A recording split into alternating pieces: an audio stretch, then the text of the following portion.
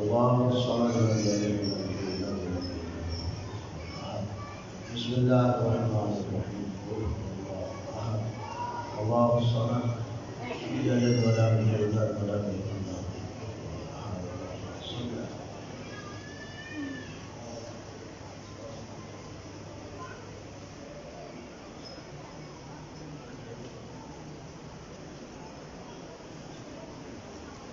نعرہ تکبیر، نعرہ تکبیر، نعرہ رسالت، نعرہ رسالت، نعرہ حیدری، حیدری، نعرہ صلوات.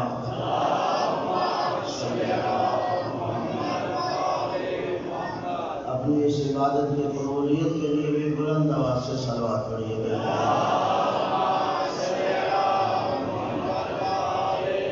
جن احرام مومنین دوستوں نے اس عبادت کا احترام سلام فرمایا ہے، آپ تمام احباب مومنین دور و نزدیک سے تشریف لائے ہیں، سب کی سایہ جمیلہ کی قبولیت کے لیے بھی بلند آواز سے صلوات.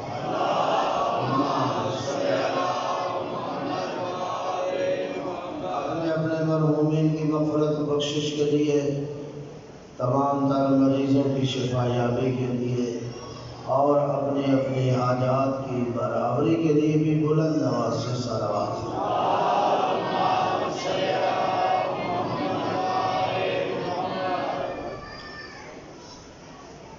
تمام حوزات علمیہ بالخصوص اس مدرسہ دینیہ کی تعمیر و ترقی کے لیے بھی بلند آواز سے صلوات.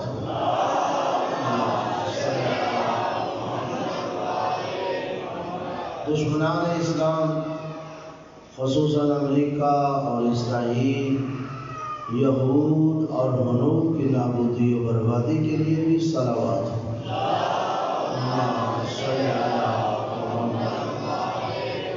علماء اعلام، مراجع اسلام، رہبر معظم، قائد ملت جعفریہ اور امام زمانہ کی صحت و تندرستی، سلامتی، عافیت، آپ کے تاجیل ظہور کے لیے بھی بلند آواز سے صلوات.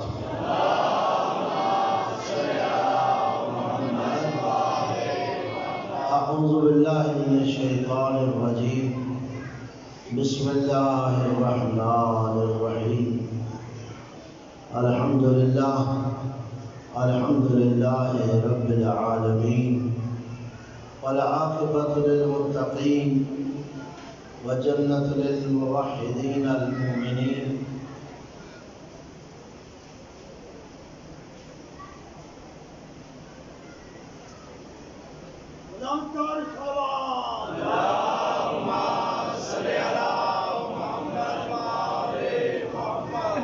الحمدللہ رب العالمین، والعاقبۃ للمتقین، وجنت للموحدین المؤمنین المطیعین العارفین الکاملین، والنار للمعاندین المخالفین المخاصمین المنکرین العاصین الحاسدین.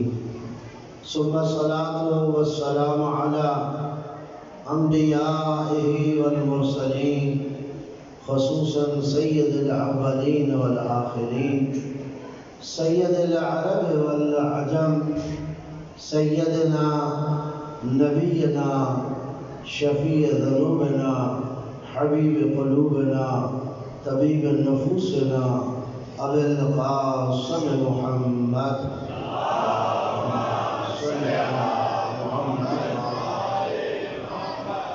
وعلى آل بيته الطيبين الطاهرين المعصومين المنتخبين المنتجبين من يومنا هذا إلى يوم الدين وبعد يوم الدين. ولعنة دائمة الأبدية على أعدائهم ملعونين أجمعين من أول يوم العداوة إلى يوم الآخر وبعد يوم الآخر. أما بعد، فقد قال الله تعالى في كتابه المجيد وفرقانه الحميد وهو أصدق الصادقين قوله الحق. بسم الله الرحمن الرحيم. أفحسبتم أنما خلقناكم عبثا وأنكم إلينا لا ترجعون. صلوات پڑھیے گا کہ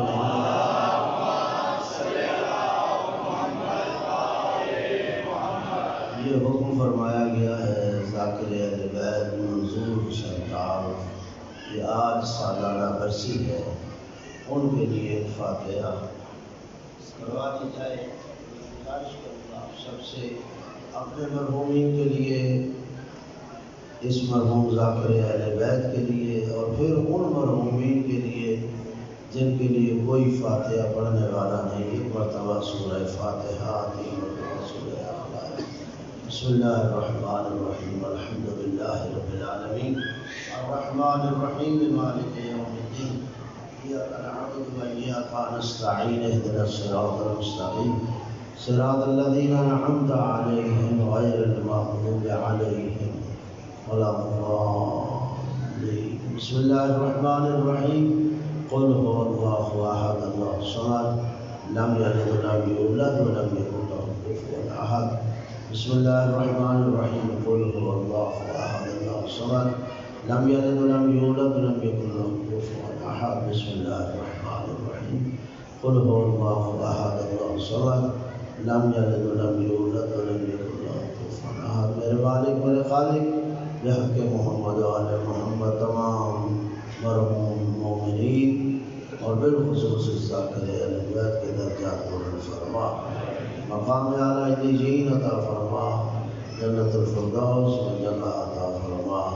شہدائے اسلام، شہدائے تشیع، میرے مالک ان کے درجات بلند فرما.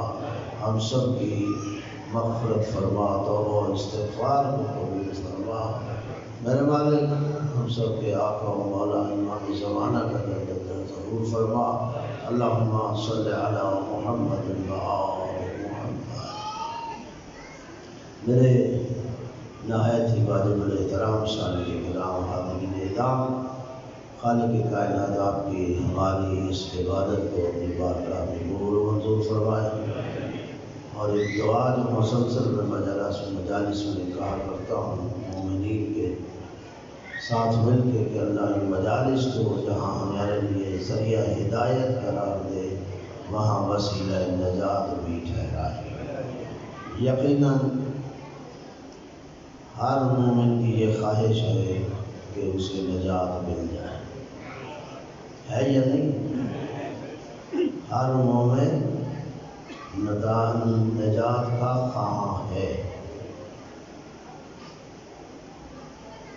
کیا یہ ممکن ہے کہ نجات بغیر ہدایت کے ملے؟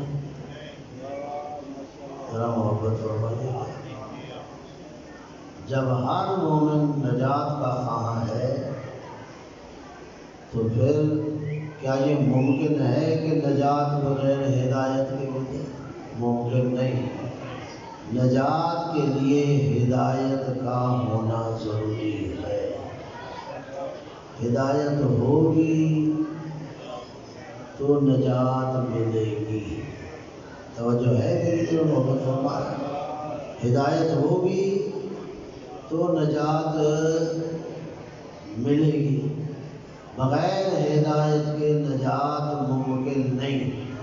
اور ہدایت کیسے ہو سکتی ہے اگر ہادی نہ ہو؟ ہدایت کے لیے ہادی کا ہونا ضروری ہے. ہادی کے بغیر ہدایت نہیں، ہدایت کے بغیر نجات نہیں. توجہ ہے میری طرف؟ ہادی کا ہونا ضروری ہے. اور یہی وجہ ہے کہ اللہ نے پہلے انسان کو ہادی بنا کر بھیجا. اللہ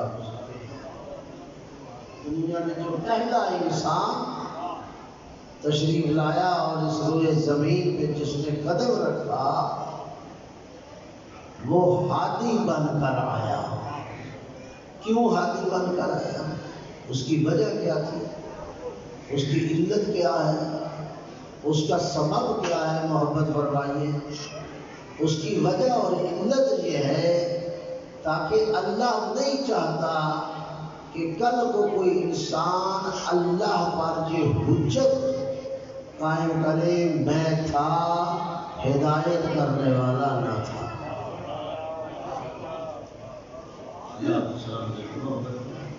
میں تھا مگر ہدایت دینے والا کوئی نہ تھا۔ یہ انسان اللہ پر حجت قائم نہ کر سکتا، اس لیے اللہ نے سب سے پہلے ہادی کو بھیجا تاکہ بجائے اس انسان کے میں انسان پر حجت قائم کروں کہ میری حجت تھی، میرا ہادی تھا، پھر تم نے ہدایت کیوں نہ دی؟ اللہ حجت قائم کرنا چاہتا ہے بجائے یہ کہ بندہ اللہ پر حجت قائم کرے۔ یہی وجہ ہے کہ ہادی کو حجت اللہ کہا جاتا ہے۔ حجت کا معنی دلیل ہوتا ہے۔ ہادی کو کیا کہا جاتا ہے؟ حجت اللہ۔ اللہ دلیل قائم کرنا چاہتا ہے، حجت قائم کرنا چاہتا ہے کہ میری طرف سے رہنما تھا، میری طرف سے رہبر تھا، میری طرف سے ہادی تھا، اور پھر تم نے ہدایت کیوں نہ دی؟ اسی لیے اللہ انہیں حجت قرار دیتا ہے۔ ہم لفظ استعمال کرتے ہیں حجت اللہ، اللہ کی حجت۔ یہ حجت خدا جو ہے کبھی لباس نبوت میں آتی ہے، کبھی لباس رسالت میں آتے ہیں، اور کبھی یہی حجت خدا لباس امامت میں آتی ہے۔ نبی بھی اللہ کی طرف سے حجت، رسول بھی اپنے زمانے میں اللہ کی طرف سے حجت، اور امام بھی اپنے زمانے میں اللہ کی طرف سے حجت ہوتا ہے۔ اللہ ان کے ذریعے دلیل کا توجہ ہے میری طرف محبت فرما رہے ہیں، ذرا بلند آواز سے سلام کریے۔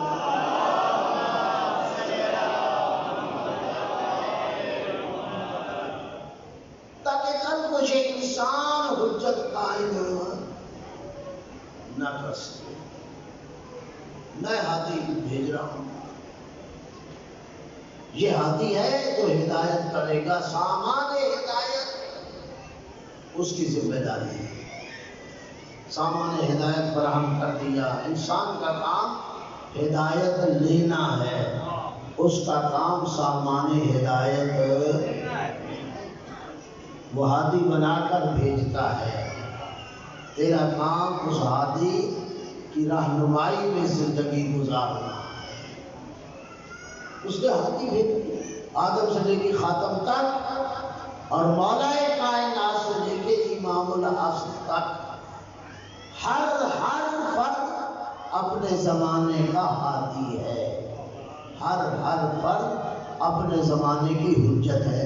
یہی وجہ ہے کہ ہم آپ سب امام زمانہ کے لیے ایک لفظ استعمال کرتے ہیں، اور وہ اسی لیے استعمال کرتے ہیں اور کہتے ہیں حجت اللہ۔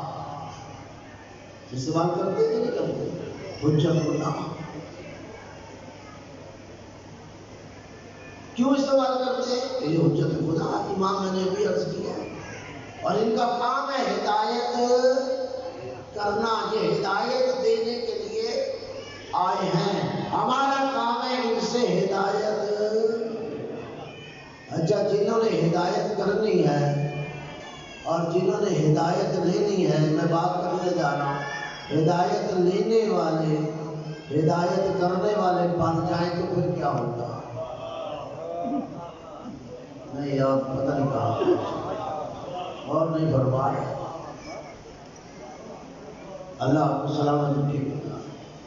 جن کا کام ہدایت دینا ہے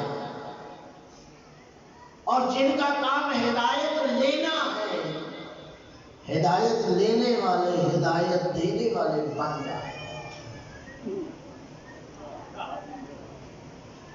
جی تو کام چلے گا۔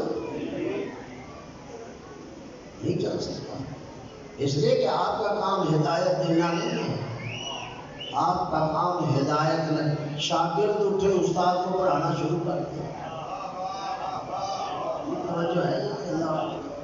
شاگرد کہے قبلہ میں آپ کو پڑھاتا ہوں، یہاں میں سنانے آیا ہوں، گڈو شاہ صاحب جیسے عادت ہے مجھے سنانا شروع کر دیا۔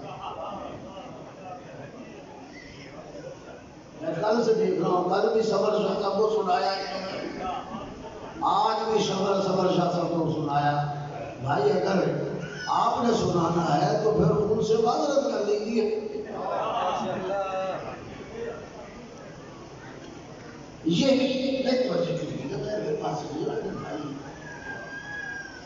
یہی کام امت نے کیا،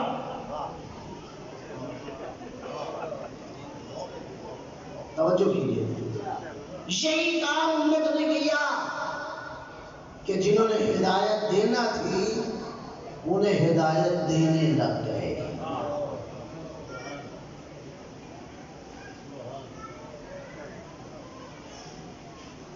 انہیں ہدایت دینے، یعنی اس کا معنی یہ ہے کہ خدا کو چیلنج کیا جا رہا ہے۔ اس کا معنی یہ ہے خدا کو چیلنج کیا جا رہا ہے کہ تو نے جنہیں ہاتھی بنا کے بھیجا ہے وہ میں بات کر رہا ہوں، جنہیں تو ہاتھی بنا کے بھیج رہا ہے وہ تو ان پڑھ ہیں،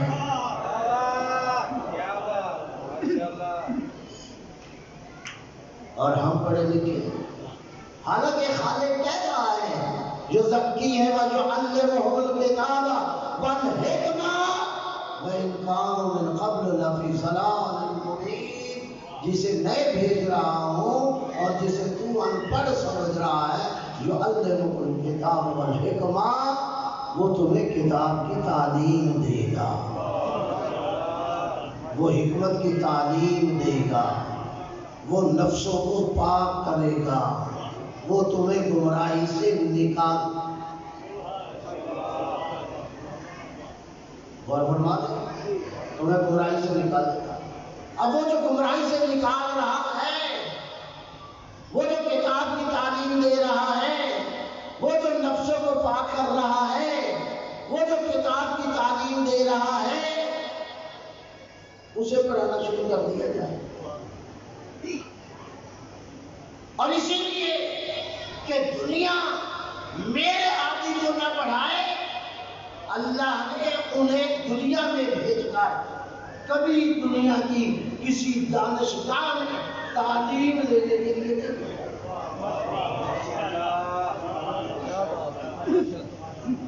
آپ آدم سے لے کے شذب خاتم تک آپ نہیں دکھا سکتے، سنن الہیہ یہی ہے کہ آپ جناب آدم سے لے کے خاتم تک نہیں دکھا سکتے کہ کسی نبی نے دنیا میں آ کے کسی کے سامنے زانوِ ادب طے کیا،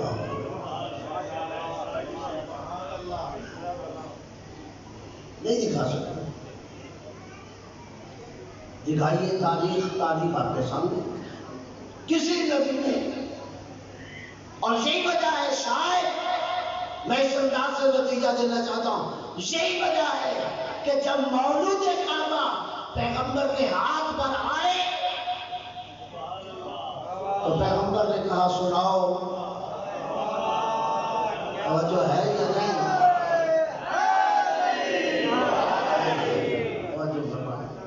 پیغمبر کو نے کہا سناؤ، اب وہ سمجھتا تھا کہ پیغمبر کیا پوچھ رہے ہیں، سناؤ، تب تاریخ بتائے سنایا یا نہیں سنایا؟ اس مولود کعبہ نے سنایا، سنانے سے پہلے اتنا پوچھا، توریت سناؤ، زبور سناؤ، انجیل سناؤ، قرآن سناؤ۔ ابھی قرآن اترا نہیں غور فرمایا، توجہ ہے؟ مجھے اپنی کل کی گفتگو سے بھی متصل ہونا ہے، محبت فرمائے، ابھی قرآن نازل نہیں ہوا، ابھی قرآن اترا نہیں ہے، اور کہا قرآن سنو، اور کہا ہی نہیں علماء نے لکھا چاروں کتابوں کی تلاوت کی، چاروں کتابوں، توریت کی بھی تلاوت کی، زبور کی بھی تلاوت کی، انجیل کی بھی تلاوت کی، قرآن کی بھی تلاوت کی۔ ابھی قرآن اترا نہیں تھا۔ یہ فرق ہے ان میں اور دنیا کے حافظوں میں۔ دنیا کے عام لوگ قرآن حفظ کر کے حافظ بنتے ہیں، اور جن کے دلوں میں قرآن اترتا ہے، جن کے قلب پہ قرآن رہتا ہے، توجہ کیجیے گا، انہیں قرآن حفظ کرنے کی ضرورت نہیں ہے۔ اس لیے کہ اللہ ابھی میرا بھائی کہہ رہے تھے، اور میں انہیں کی بات کو بھی اسی انداز سے ملانا چاہتا ہوں، اور وہ یہی تھی، اس انداز سے میں کہنا چاہتا ہوں، انہیں قرآن حفظ کرنے کی ضرورت نہیں ہے، وہ قرآن کی حفاظت کے لیے آئے۔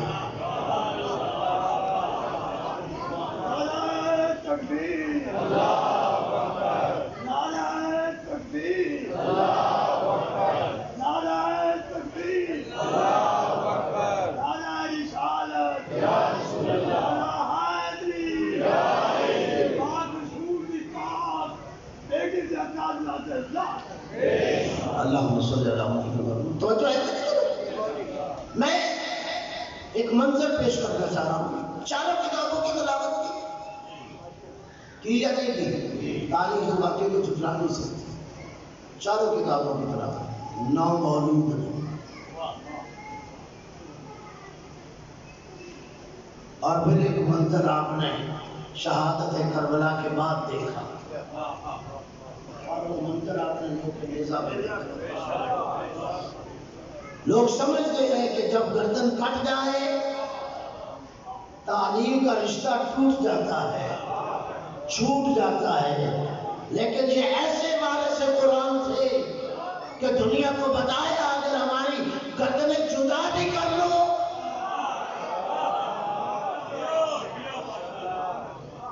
ہم تمہیں نو کے نیزہ پہ قرآن کی تلاوت کر کے بتائیں گے وارث انہیں کہا جاتا ہے۔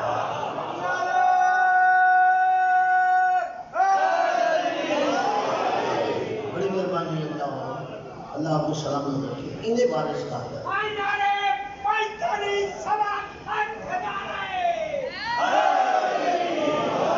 اللہ آپ کو سلامت۔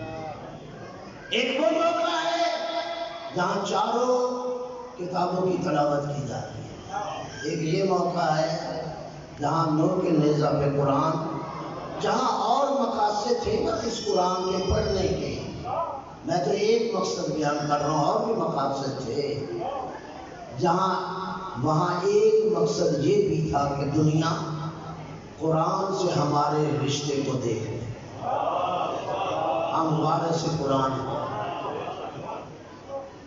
تم سمجھتے ہو ہمارا رشتہ ٹوٹ جائے گا؟ نہیں، ہمارا رشتہ، وہ بھی قرآن پڑھ رہا ہے، یہ بھی قرآن پڑھ رہا ہے، اور اسی لیے کہا تھا من اراد ان ينظر الى آدم فی علمہ وإلی نوح فی علمہ، اگر آدم کو اس کے علم میں کوئی دیکھنا چاہے، موسیٰ کو اس کی حیبت میں دیکھنا چاہے، بڑی لمبی حدیث ہے، عیسیٰ کو اس کی عبادت میں دیکھنا چاہے، ایک ایک نبی کا نام لیتے ہوئے آخر میں یہ جملہ کہا فَلْيَنْظُرْ إِلَىٰ عَلِي ابن ابی طالب۔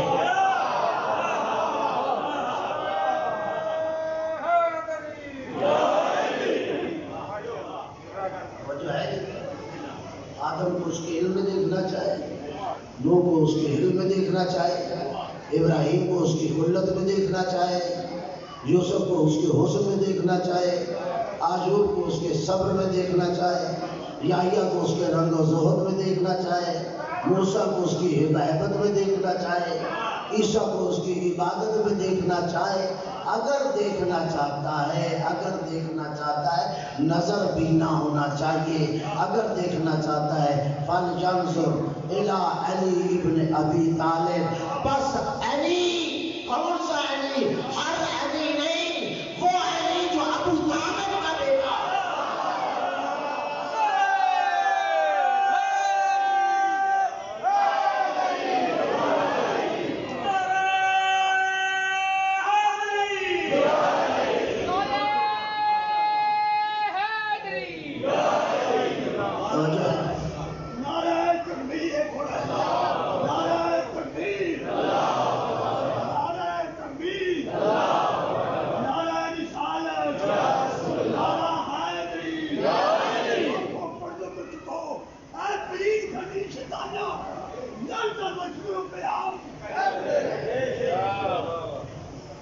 ذرا محبت فرمائیے گا، اللہ آپ کو سلامت رکھے، خدا محفوظ رکھے۔ فَلْشَمْسُ إِلَىٰ عَلِي بْنِ أَبِي طالب۔ عرب کے آداب میں ایک بات ہے اور آج بھی موجود ہے، اس زمانے میں تو بہت زیادہ تھی۔ میں بات کرنے والا ہوں، اگر بات آپ سمجھ لیں، مشکل نہیں ہے، آسان کر دیں۔ آداب عرب میں یہ تھا کہ اگر کسی کے باپ میں عیب ہونا، اگر کسی کے باپ میں عیب ہو، شریف عرب اس کا نام لیتے ہوئے اس کے باپ کا نام نہیں لیتے۔ شاید میں سمجھا سکوں گے۔ اگر کسی کے عیب میں باپ میں کوئی عیب ہے، اگر کسی کے باپ میں کوئی نقص ہے، اگر کسی کے باپ میں کوئی اس قسم کی کوتاہی کا شائبہ ہے، تو عرب اس کے باپ کا نام نہیں لیتے تھے، تنہا اس کا نام لیا کرتے تھے، اور باپ کا نام اس وقت لیا جاتا تھا جب باپ کو عظیم سمجھا جائے۔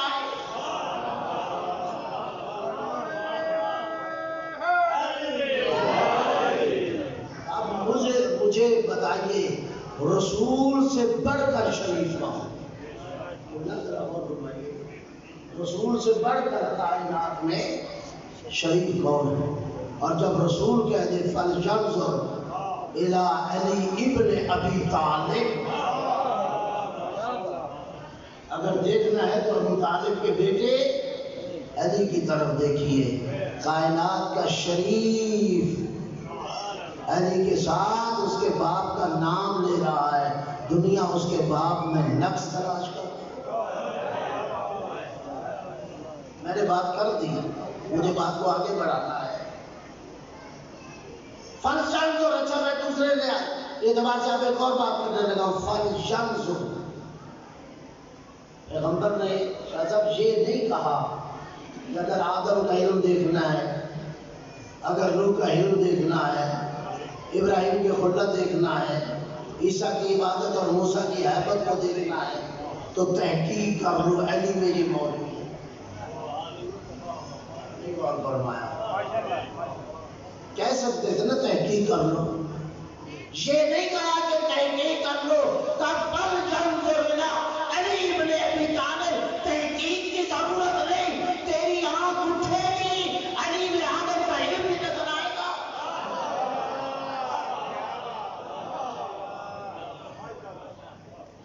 تمام انبیاء کے کمالات اس علی میں نظر آئے۔ اور پھر اگلا جملہ سن لیجیے گا، پیغمبر نے کیا کہا؟ فَإِنَّ فِيهِ 90 خصلة من خصال الانبیاء، یہ اکیلا علی ہے جس میں اللہ نے 90 انبیاء کی خصلتیں جمع کر دی۔ شاید ابھی آپ نہیں سمجھے، میں بات کو آگے بڑھاتا ہوں۔ فَإِنَّ فِيهِ 90 خصلة من خصال الانبیاء، عرب میں جب لفظ 70 یا 90 استعمال ہوتا ہے، 70 یا 90 کا لفظ استعمال ہوتا ہے، وہ عدد کے اعتبار سے نہیں ہوتا، وہ پیمانے کثیر ہوتا ہے، جہاں تعداد گنتی میں نہ آئے۔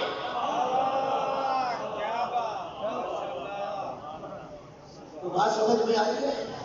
جہاں تعداد گنتی میں نہ آئے۔ فَإِنَّ فِيهِ 90 خصلة من خصال الانبیاء، اس اکیلے علی میں، ہر نبی میں اپنی اپنی خصلت تھی، نہیں غور فرمایا، ہر نبی میں اپنی اپنی خصوصیت تھی، یہ علی وہ ہے جس میں 90 انبیاء کی خصوصیات جمع۔ اور پھر آگے جملہ کیا کہا؟ لَمْ يَجْمَعْ اللَّهُ فِي غَيْرِهِ، لَمْ يَجْمَعْ اللَّهُ فِي غَيْرِهِ، یہ جو اللہ نے 90 انبیاء کی خصلتیں جمع کر دی نا علی میں، یہ نہ سوچنا کوئی اور بھی ہو سکتا ہے جس میں یہ خصلتیں جمع ہو، نہیں، علی کے علاوہ کوئی ہے ہی نہیں۔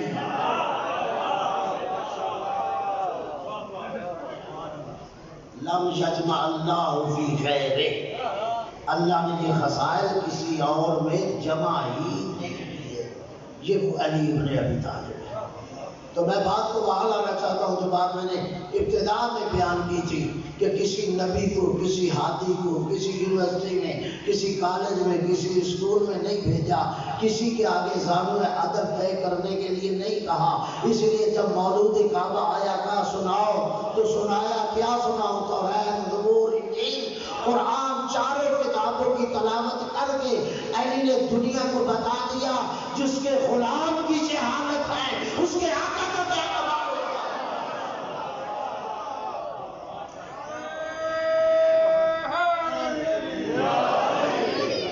توجہ ہے یہ بات فرمائے، لیکن اللہ آپ کو سلامت رکھے۔ کیوں؟ یہ باب العلم ہے اور وہ مدینہ العلم نہیں، اور فرما رہے توجہ کہ یہ باب العلم ہے اور وہ مدینہ العلم۔ اگر باب العلم کی یہ حیثیت ہے تو پھر مدینہ العلم کا کیا مقام ہوگا؟ دنیا نبی کے مقام پہ بات کرتی ہے، میں کہتا ہوں آؤ پہلے علی کے مقام کو تو دیکھ لو۔ اگر تمہیں علی کا مقام سمجھ میں آ جائے تو پھر دعویٰ کرنا کہ ہم نے نبی کے مقام کو سمجھ لیا ہے۔ اچھا یہ ایک منظر تو میں نے آپ کے سامنے پیش کیا، اور دوسرا منظر بھی آپ کے سامنے رکھا، کٹی ہوئی گردنوں کے نیزہ پہ قرآن پڑھا جا رہا ہے۔ کیوں؟ محافظ علم، محافظ قرآن، محافظ شریعت ہے نا، وارث علم۔ اگر وہاں حدیث آپ پڑھتے ہیں کہ آدم سے لے کے خاتم تک کے کمالات اور صفات کا حامل ہے علی ابن ابی طالب، اور اگر حسین پہ نگاہ پڑتی ہے، قبلہ ذرا غور فرمائیے گا، اگر حسین پہ نگاہ پڑتی ہے تو پھر آئیے اٹھائیے زیارت، اور وہاں امام کی زیارت پڑھتے ہوئے آپ کیا جملے کہتے ہیں؟ السلام علیکہ یا وارث آدم و صفت اللہ۔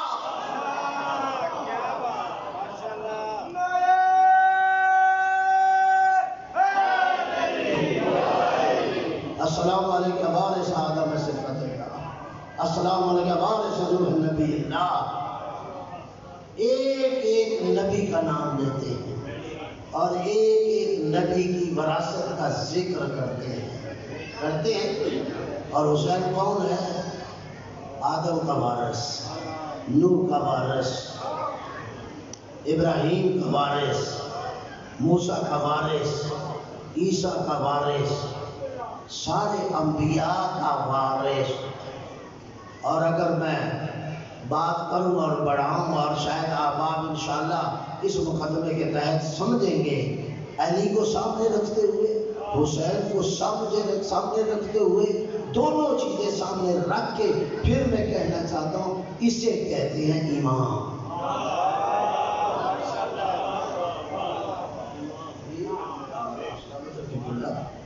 اسے کہتے ہیں امام۔ امام کا کام ہے امامت کرنا۔ امام کا کام ہے امامت کرنا، امام کا کام ماموم بننا نہیں پتہ نہیں کہاں بیٹھے۔ امام کا کام ہے امامت کرنا، امام کا کام ماموم بننا نہیں ہے۔ اب کوئی امام کو ماموم بنانے لگتا ہے، میں بات کر چکا ہوں، محبت اور جی نہیں سمجھ آئی، سمجھ آنی چاہیے۔ قبلہ صاحب کہتے ہیں نہیں سمجھ آنی چاہیے، میں نے تو واضح بات نہیں، اب زمانہ ہے، آپ اتنی عرصے سے پڑھ رہی ہیں تو خیرت مندانہ اشارہ کافی، حالات للتشبیہ اشارہ۔ میں نے کہا تھا کہ نبی کا کام ہے ہدایت کرنا، ہادی کا کام ہے ہدایت کرنا، اور اگر ہادی کی ہدایت شروع کر دی جائے، امام کا کام ہے امامت کرنا، اور اگر کوئی امام کے آگے امامت شروع کر دے، میں نے یہ بات کی ہے۔ اب تو سمجھ آ گئی، قبلہ صاحب نے کہا کہ آسان کر دیا جائے۔ اب کوئی نبی جو ہادی ہوتا ہے اس کی ہدایت شروع کر دے، جو پڑھانے آیا ہے کتاب، جو نفسوں کو پاک کرنے آیا ہے، کوئی اسے پاک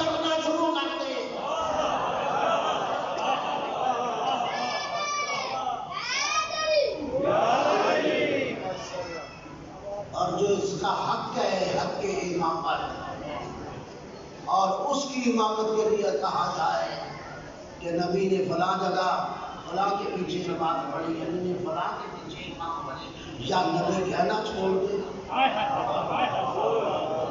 میں نے بات کر دی اور پتہ نہیں کس انداز سے قدرت تو تھوڑا سا آپ چلے نا، ایسے تو نہیں نا کہ بالکل یا نبی ماننا چھوڑ دو یا کلمہ پڑھنا چھوڑ دو اور یا پھر یہ چھوڑ دو اور یہ کہنا چھوڑ دو کہ نبی نے فلاں کے پیچھے نماز پڑھی، علی نے فلاں کے پیچھے۔ آج اگر ہم نبی کو ثابت کر دیں نا، لوگوں کو منوا دیا کہ نبی نے فلاں کے پیچھے نماز پڑھی، تو پھر علی کو منوانے کے لیے تو بڑی آسانی ہو جائے۔ بھائی آپ قانون قدرت کے مطابق امام کو مامور نہیں بنا سکتے، آپ ہادی کی ہدایت نہیں کر سکتے، وہ آپ کی ہدایت کے لیے آیا ہے۔ اسی طریقے سے میں کہتا ہوں، اگر بات اور واضح کر دوں، اللہ نے قرآن کو بھیجا یا نہیں بھیجا؟ اور قرآن کے مقابل آپ ایک کتاب اور رکھ دیں، یہ قرآن آیا آپ کی رہنمائی کے لیے اور قرآن کی رہنمائی کے لیے یہ کتاب بن گئی، رکھی جا سکتی ہے؟ نہیں، ذرا چلیے کیوں نہ سب میں اور آسان کر رہا ہوں، رکھی جا سکتی ہے قرآن کی مقابل کہ قرآن کو سمجھنا ہے، قرآن کو جاننے کے لیے یہ کتاب آ گئی ہے، یہ قرآن کے مقابل ہے۔ تو اگر قرآن کے مقابل کوئی کتاب نہیں نہ رکھی جا سکتی تو پھر نبی اور امام کے مقابل بھی کوئی فرد نہیں رکھا۔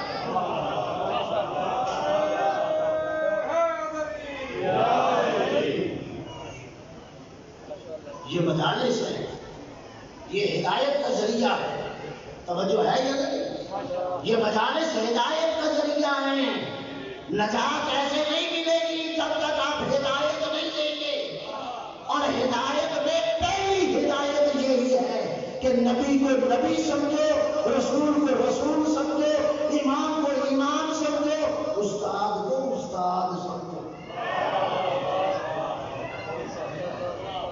اور اگر تم استاد کو استاد ہی نہیں سمجھو گے تو پھر نافرمان شاگرد تو ہو سکتا ہے، فرما بردار شاگرد نہیں ہو سکتا، ان پڑھ شاگرد تو ہو سکتا ہے، پڑھا لکھا شاگرد نہیں ہو سکتا، اس لیے کہ جس سے پڑھنا تھا اس کو پڑھانا شروع کیا تو کیسے پڑھے لکھے ہو جاؤ گے؟ تو جس کا پڑھتے ہو کلمہ اس سے پڑھو، اسے پڑھاؤ نہیں۔ کلمہ پڑھتے ہیں نا، لا الہ محمد رسول، کہتے ہیں نا محمد رسول، محمد اللہ کا رسول ہے۔ اچھا عجیب ہے، آپ یہ نہیں کہتے کلمے میں کلمے کی بات کرتا ہوں، کلمے میں آپ کبھی نہیں کہتے محمد نبی اللہ،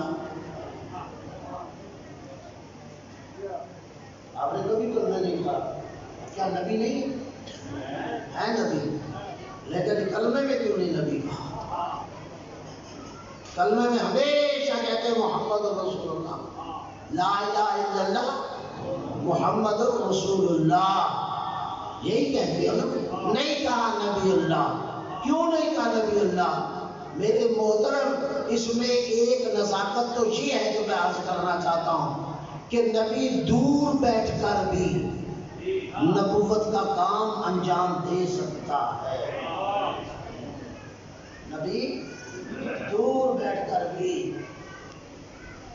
نبوت کا کام انجام دے سکتا ہے، لیکن یاد رکھیے رسول جب تک تمہارے درمیان نہ ہو، رسول کے لیے ضروری ہے، نبی کا کام ہے خبر پہنچانا، خود پہنچا دے یا کسی کے ذریعے پہنچا دے، اس کے ذمہ داری ہے خبر پہنچائے۔ نہیں، غور نہیں کر رہے، محبت اٹھائیے گا، نبی کا کام ہے خبر پہنچانا، چاہے خود جا کے پہنچا دے، چاہے کسی کے ذریعے پیغام پہنچا دے، لیکن رسول کو یہ اختیار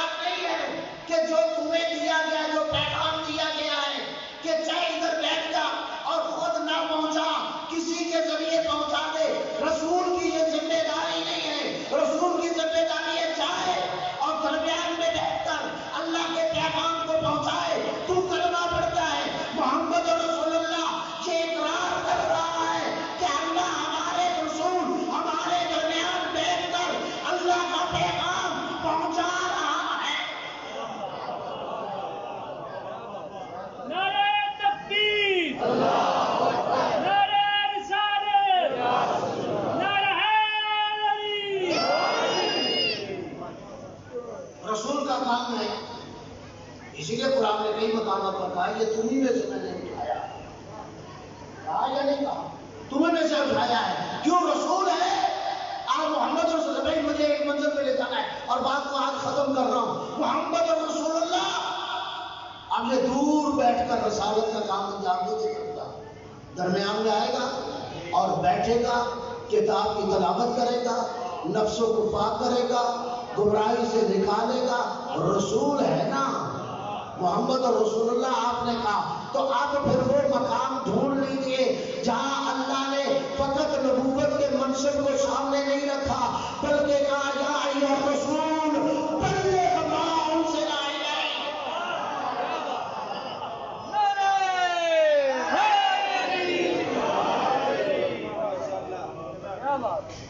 توجہ ہے یا نہیں؟ غور فرمایا کہ کیا کہا؟ یا ایھا الرسول، یہ نہیں کہا اے نبی پہنچا دے اس چیز کو۔ اگر لفظ نبی کہا جاتا تو رسول کے پاس اختیار تھا کہ اس پیغام الہی کو کسی کے ذریعے پہنچا دیتا، سنو جا کے سنا دو، لیکن نہیں، یا ایھا الرسول، منصب رسالت کو پکارا گیا، اے رسول بلغ ما انزل الیک۔ مجھے غدیر نہیں پڑھنا، پھر کسی اور مجلس میں پڑھوں گا بات، فقط ادھر کہنا چاہتا ہوں بلغ ما انزل الیک، یہ تیرا منصب یہی ہے کہ خبر پہنچانا نہیں، ان کے درمیان بیٹھ کر یہ اعلان کر، ان کے درمیان بیٹھ کر۔ تو پھر مجھے کہہ بھی دیجئے نا، جس کی امامت اور ولایت کے اعلان کے لیے رسول کو مردے کے درمیان آنا پڑے گا۔ اور فرمایا، میں نے تو پنجابی کا لفظ آپ کا استعمال کیا شاید تاکہ معنی جلدی چلا جائے کہ جس پیغام کے لیے رسول کو مردہ کے درمیان لوگوں کے درمیان آنا پڑے گا، فقط کرنا تو اعلان ہے نا، تو جس کے اعلان کے لیے وجود رسول کی ضرورت ہے خود آ کے اعلان کرے، اگر نہیں کرے گا تو تو نے رسالت کا کام ہی نہیں کیا۔ اگر خود رسول کو آنا پڑے گا اعلان کرنے کے لیے، نبوت کے منصب کو لے کے تو آگے نہیں بڑھ سکتا، منصب رسالت کو کہا گیا ہے جہاں درمیان میں اعلان کرنے کے لیے، اعلان ولایت امامت، اعلان کے لیے اگر وجود رسول کی ضرورت ہے تو پھر امامت اور ولایت کو قبول کرنے کے لیے پھر بخل بخل لگا یا علی اکیلا کافی نہیں ہے، اس امامت کو ماننا بھی پڑے گا۔ پتہ نہیں میں بات کر گیا ہوں، آپ غور کیا ہے یا نہیں کیا؟ فقط نعرہ نہیں، آپ نہیں غور فرما رہے، فقط نعرہ کافی نہیں تھا، نعرہ تو لگ گیا تھا، بخل بخل لگا یا علی انت مولائی و مولا کل مومن، اے علی آج کے بعد تو میرا بھی مولا ہے اور ہر مومن کا مولا ہے۔ اگر اعلان کافی ہوتا تو کتابوں میں یہ اعلان آج تک بھی موجود ہے یا نہیں اعلان؟ تو پتہ چلا نعرہ کافی نہیں، اعلان کافی نہیں، نعرہ کافی نہیں، بلکہ اس امامت اور ولایت کو قبول کرنا پڑے گا۔ اگر پھر مجھے کہنے دیجیے شاہ صاحب آپ بات نہیں کرنی، آپ نے محبت بھائی گھر بیٹھ کے بات کر رہے تھے، میں اس کو توجہ کر کے فقط نعرہ کا میری مجبوری ہے، میرا ایک منصب ہے کہ صاحب اس حوالے سے نعرہ کافی نہیں۔ اگر آپ کسی کے نعرے کو قبول کرنے کے لیے تیار نہیں کہ جب علی کی امامت اور ولایت کو اگر کوئی قبول نہ کرے تو ہم بخل بخل کا نعرہ قبول نہیں کرتے، تو پھر اپنے اندر کوئی بیٹھ کر فقط کوئی نعرے پہ گزارا کرے۔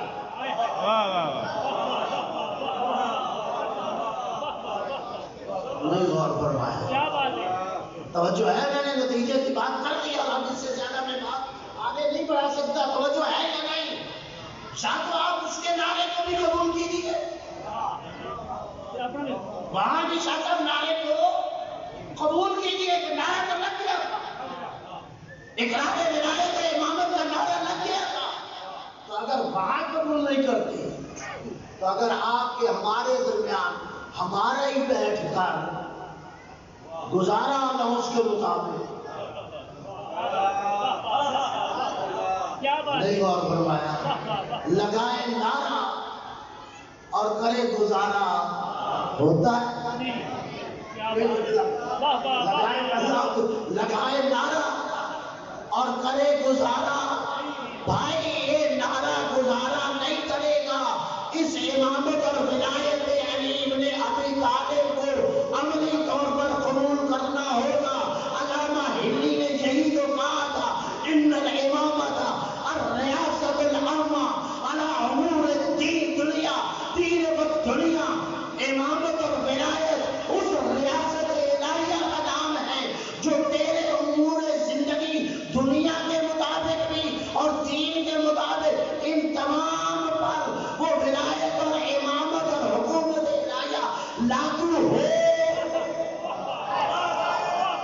نعرہ تکبیر، نعرہ رسالت، نعرہ حیدری، نمائے اکالی صحت و سلام دی بات سے پرانی تار سلوات۔ علامہ ہلی نے باب ہادی اشر میں یہ واضح کہہ دیا، ان الامامت الریاست العامہ علی امور الدین و دنیا، امامت اس ریاست الہیہ کا نام ہے جو تیرے دین کے امور پر بھی ہے، تیرے دنیا کے امور پر بھی ہے۔ یہ نہ کہنا ہے تو دنیا کی بات ہے،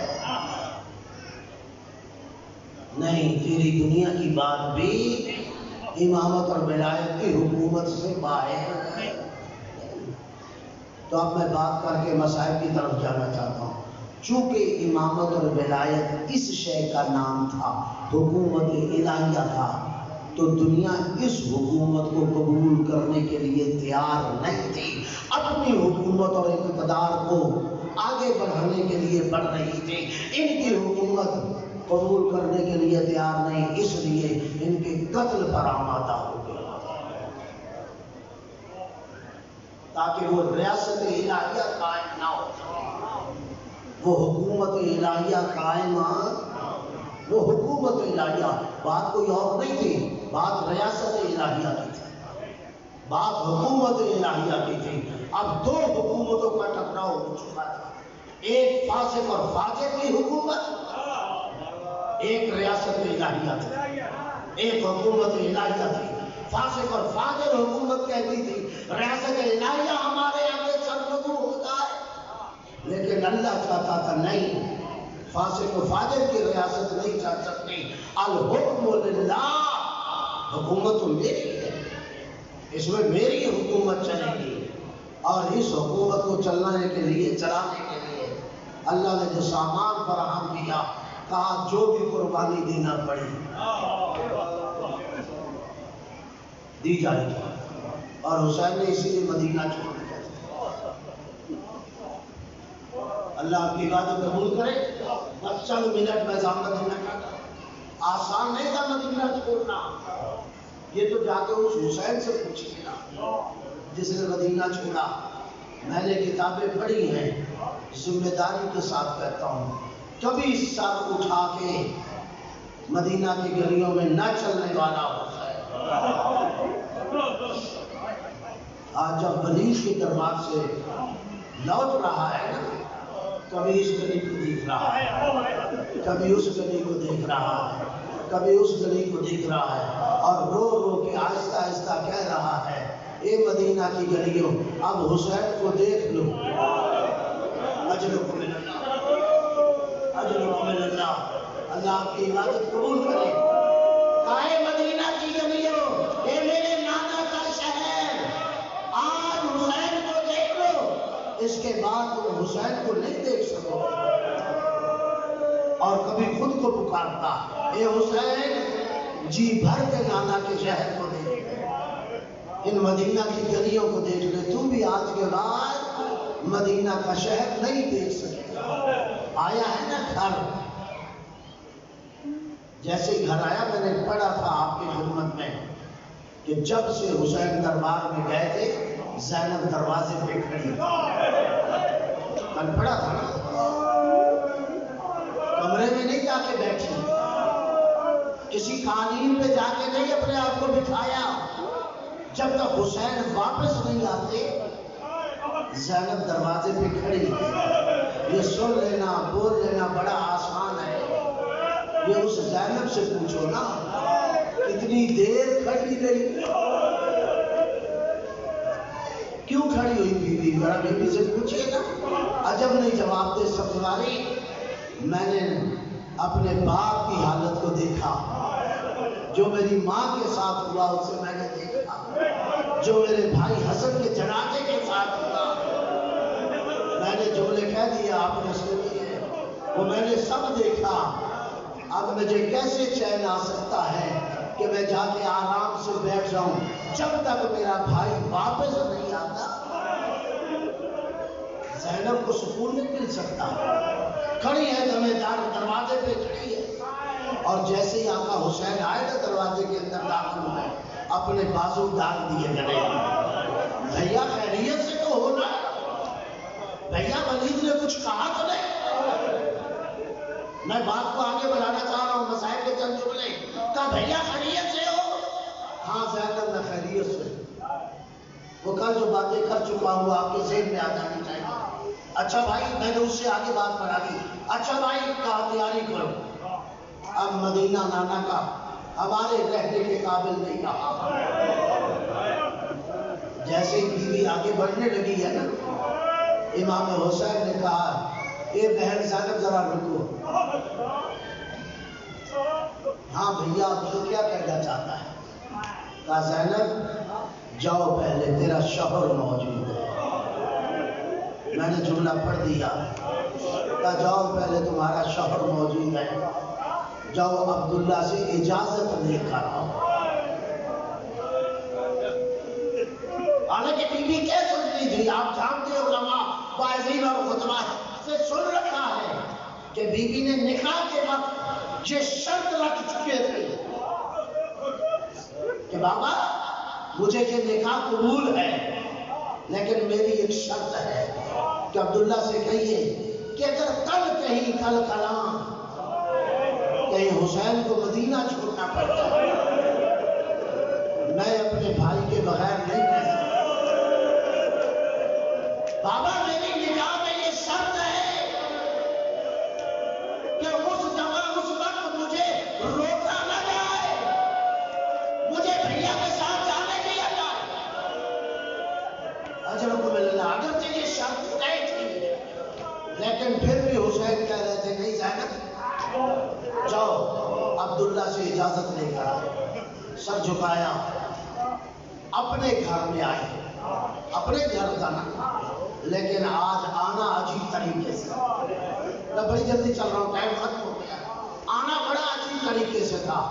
آج کمرے میں داخل ہو کے نہیں بیٹھی، آئی اور صحن خانہ میں مٹی پہ بیٹھ گئی. بڑی جلدی میرے ساتھ چلیے گا، میرے پاس بھی ٹائم نہیں ہے. مٹی پہ بیٹھ گئی. ادھر سے جیسے ہی حضرت عبداللہ آئے دیکھا کوئی بیوی صحن خانہ میں بیٹھی ہے. آپ کے بیٹھنے کا انداز کیسا تھا کہ حضرت عبداللہ نے پہچانا نہیں. کہا بیوی کس چیز کی ضرورت ہے، تم میرے گھر آئی ہے؟ جب کہا نا جس چیز کی ضرورت ہے میں دینے کے لیے تیار ہوں. بی بی نے مڑ کے دیکھا اور کہا عبداللہ میں زینب ہوں. کہے شہزادی آپ اور اپنے گھر میں اس طرح سوالیوں کے انداز میں بیٹھی ہے؟ کہا ہوگا نا عبداللہ میں سوالی ہی تو بن کے آئی. کہا شہزادی بتا اس طرح کیوں بیٹھی ہے؟ کہا عبداللہ آپ کو پتا چلا ہے نا حسین مدینہ چھوڑ رہے ہیں؟ ہاں مجھے معلوم ہے. کہا آپ کو پتا ہے میں نے نکاح میں شرط رکھی؟ کہا یہ بھی معلوم ہے. میں آپ سے اجازت لینے آئی ہوں، میرا بھائی مدینہ چھوڑ رہا ہے، آپ مجھے جانے کی اجازت دیجیے. ہاں عبداللہ ایک بات سن لیجیے، اگر آپ نے اجازت نہ دی نا تو پھر سن لیجیے گا ادھر حسین مدینہ چھوڑے ادھر سے زینب کا جنازہ ہو. ادھر سے زینب کا جنازہ اٹھے گا. سنیں گے جملہ خدا آپ کی عبادت کو قبول کرے.